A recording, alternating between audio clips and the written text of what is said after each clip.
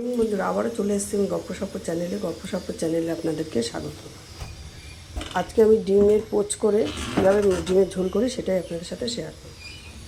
তেলের পরিমাণটা একটু বেশি দিলাম পোচগুলো করার জন্য, নাহলে হয়তো উঠবে না। এইরকমভাবে পোচ করে আমি ডিমের ঝোলটা করি।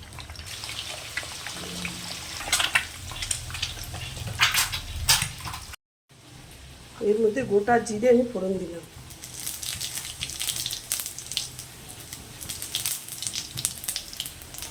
আর দিয়ে দেবো তেজপাতা।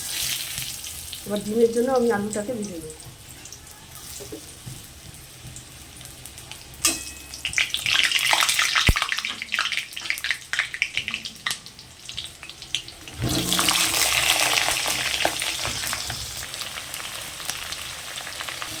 আলুর মতো হলুদ দিয়ে দিলাম, আগে নুনটা দিয়ে দিয়েছিলাম।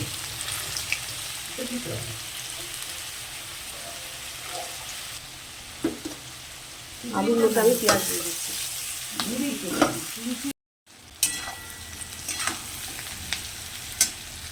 আদা বাটা, পেঁয়াজ আর রসুন পেস্ট করে রেখেছি, সেটা আমি দিয়ে দিচ্ছি আলুর মধ্যে। এর মধ্যে দিয়ে দেবো আমি হলুদ গুঁড়ো আর লঙ্কার গুঁড়ো আমি দিয়ে দিচ্ছি। ভালো করে আমি আলুটাকে কষিয়ে নিই। এর মধ্যে টমেটো আমি দিয়ে দিচ্ছি।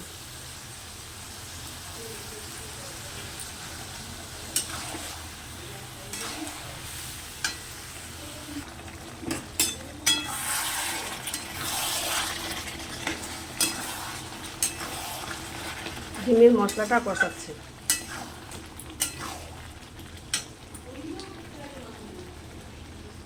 কষে গেছে, আমি জল দিয়ে দিচ্ছি।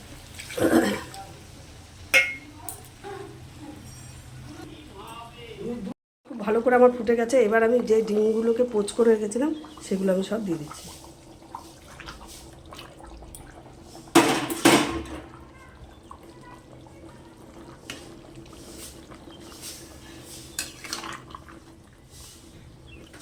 এর মধ্যে আমি একটু ঘিও দিয়ে দিয়েছি।